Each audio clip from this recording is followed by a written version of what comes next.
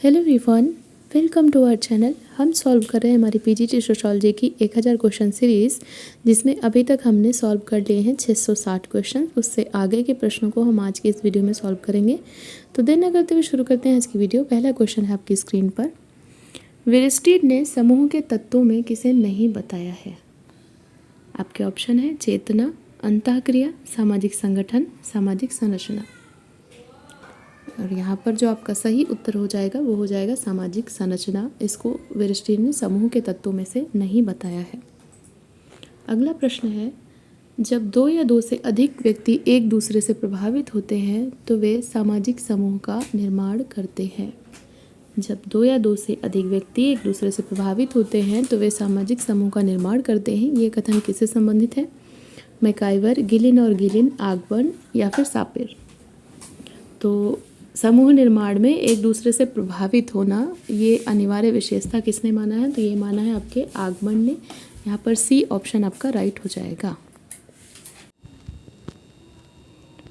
Next का question है, समूह के लिए व्यक्तियों में परस्पर अर्थपूर्ण उत्तेजना और प्रत्युत्तर आवश्यक माना है। किसने माना है कि यदि समूह होगा तो वहाँ पर अर्थपूर्ण उत्तेजना और प्रत्युत्तर होना अनिवार्य है?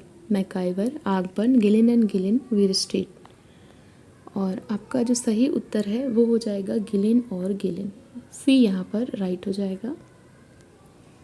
नेक्स्ट क्वेश्चन है, व्यक्तियों की छोटी या बड़ी संख्या जिनमें इस प्रकार सामाजिक संबंध हो कि वे एक इकाई का निर्माण करें, इसको समूह कहते हैं।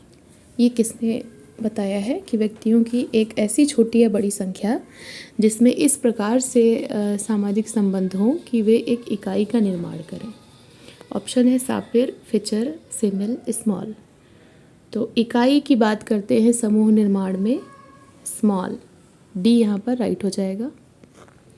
अगला प्रश्न है, समूह निर्माण के लिए आवश्यक है कि समान हितों की पूर्ति हेतु सदस्यों में आदर्शों और मूल्यों का एक ढांचा होना चाहिए। यानी कि समूह निर्माण के लिए ढांचा ये अनिवार्य किसने माना है? सापिर ने, स्मॉल ने, फिचर ने या फिर आगबर्न ने? तो समूह निर्माण के लिए ढांचे की बात कौन करता है? फिचर करते हैं।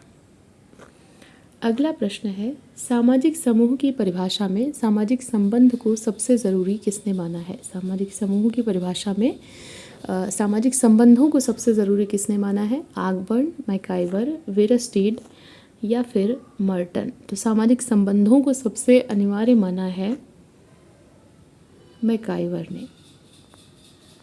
यहाँ पर बी राइट हो जाएगा। अगला प्रश्न है, हम की भावना से बंधे लोगों के बीच अंतःक्रिया से समूह बनता है। समूह के लिए अंतःक्रिया और हम की भावना, ये दो बातें किसने अनिवार्य मानी है? विरस्टीड, मैकाइवर, मर्टन या फिर स्मॉल। और यहाँ पर जो सही उत्तर है वो हो जाएगा हम की भावना और अंतःक्रिया।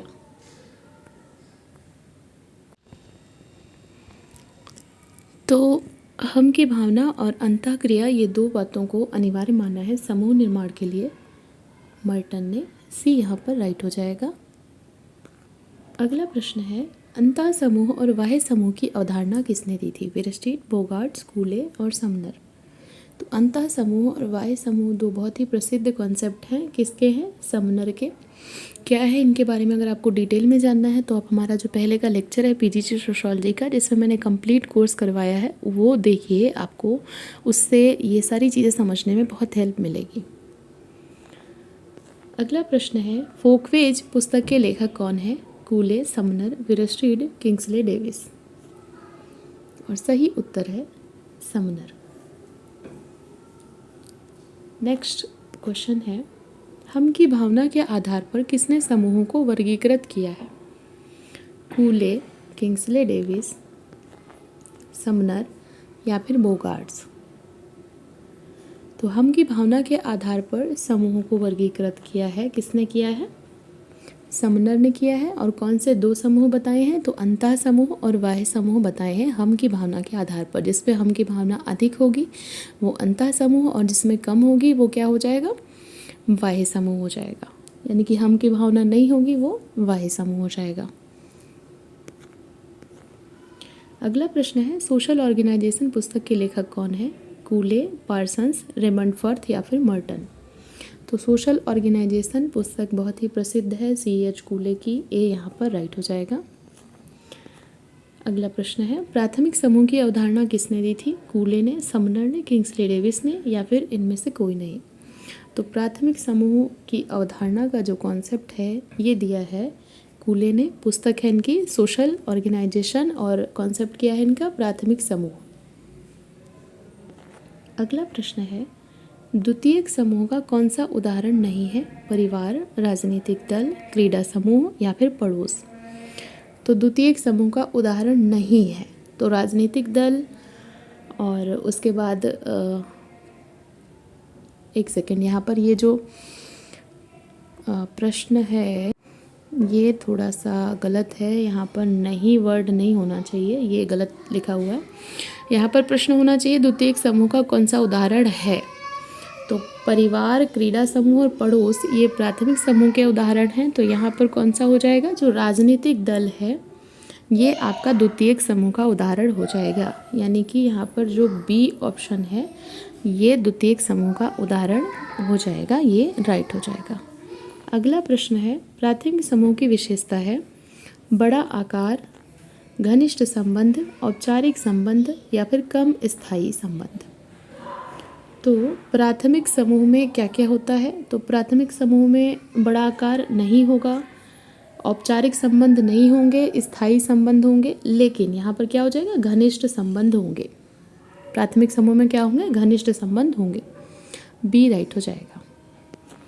अगला प्रश्न है, द्वितीयक समूह की विशेषता नहीं है छोटा आकार, औपचारिक संबंध, दूरी के संबंध या फिर ये सभी। तो द्वितीयक समूह की विशेषता नहीं है। देखिए द्वितीयक समूह में क्या क्या होगा?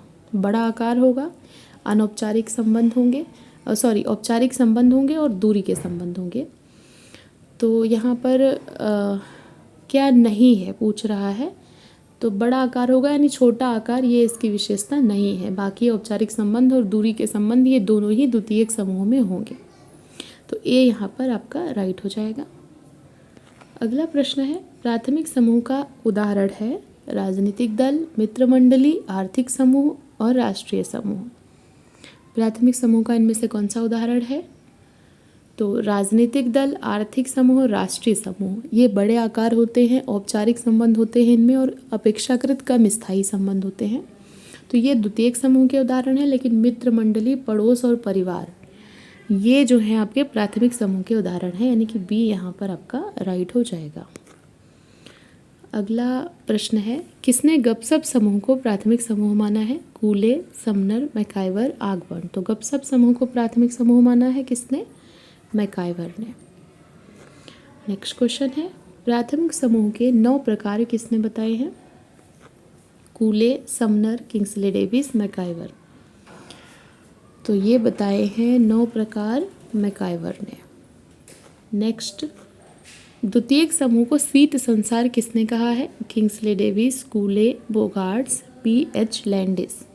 द्वितीयक समूह को शीत संसार किसने कहा है? तो ये कहा है P.H. लैंडिस ने, क्योंकि इनमें वी फीलिंग भी बहुत कम होती है, बहुत ज़्यादा घनिष्ठता भी नहीं होती है, संबंध दूरी के होते हैं, तो इसको इन्होंने शीत संसार कहा है। किसने? P.H. लैंडिस ने द्वितीयक समूह को।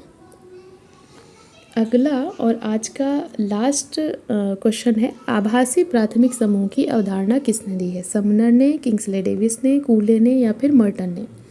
तो आभासी प्राथमिक समूह ये जो कॉन्सेप्ट है ये संबंधित है कूले से, C.H. कूले से। आभासी प्राथमिक समूह ये जो कॉन्सेप्ट है संबंधित है C.H. कूले से, और प्राथमिक समूह का कॉन्सेप्ट भी संबंधित है C.H. कूले से। पुस्तक है इनकी सोशल ऑर्गेनाइजेशन। अब आज का क्वेश्चन आपके लिए, सोशियोलॉजी की बाइबिल किस पुस्तक को कहा जाता है? कौन सी पुस्तक है जो कि इतनी महत्वपूर्ण है कि उसको समाजशास्त्र की बाइबिल के नाम से जाना जाता है? ये कमेंट करके आपको बताना है। आई होप आपको ये सीरीज़ पसंद आ रही होगी। ऐसे ही पढ़ते रहिए, अपने गोल की तरफ आगे बढ़ते रहिए। वीडियो देखने के लिए थैंक यू सो मच।